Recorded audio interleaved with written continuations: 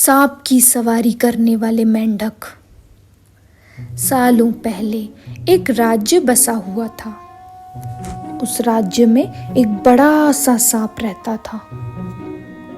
बूढ़ा होने की वजह से वह आसानी से अपना शिकार नहीं ढूंढ पाता था। एक दिन उसने तरकीब सोची। वो तुरंत मेंढकों से भरे हुए एक तालाब के पास पहुंचा। वहां वह दुखी सा होकर एक पत्थर के ऊपर बैठ गया। तभी पास के पत्थर पर बैठे एक मेंढक ने उसे देखा। उस मेंढक ने थोड़ी देर बाद सांप से पूछा, चाचा, क्या बात है? आज आप खाने की तलाश नहीं कर रहे हैं? अपने लिए भोजन नहीं जुटाएंगे क्या? इतना सुनते ही सांप ने रोनी सी सूरत बनाकर मेंढक को कहानी सुनाई। सांप ने कहा, मैं आज भोजन की तलाश में किसी मेंढक के पीछे पीछे जा रहा था। अचानक से मेंढक ब्राह्मणों के झुंड में जाकर छुप गया। मेंढक को भोजन बनाने के चक्कर में मैंने गलती से एक ब्राह्मण की बेटी को काट लिया, जिससे उसकी मौत हो गई। इससे नाराज होकर ब्राह्मण ने मुझे श्राप दे दिया है। उन्होंने मुझे श्राप देते हुए कहा कि तुझे अपना पेट भरने के लिए मेंढकों की सवारी बनना पड़ेगा। इसी वजह से मैं इस तालाब के पास आया हूँ। यह बात सुनते ही वह मेंढक तुरंत तालाब के अंदर गया और अपने राजा को सारी बातें बताई। राजा कहानी सुनकर हैरान हुआ।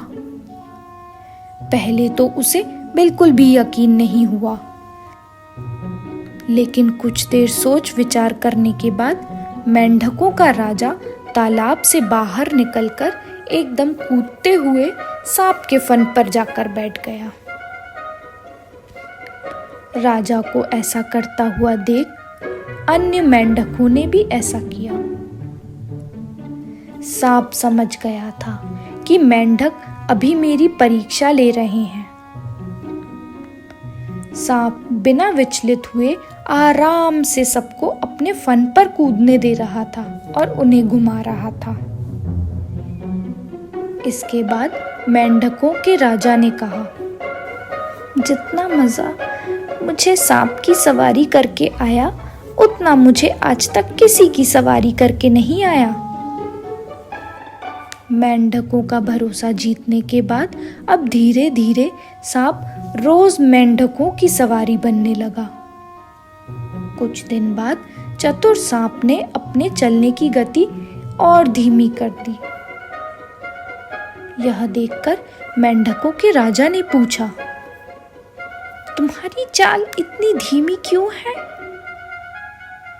इसके जवाब में सांप ने कहा,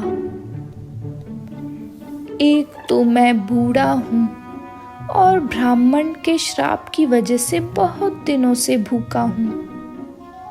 इसी वजह से मेरी गति कम हो गई है।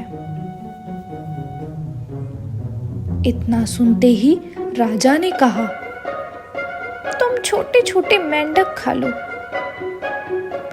यह सुनकर सांप मन ही मन प्रसन्न हुआ। उसने कहा, राजन, मुझे ब्राह्मण का श्राप है।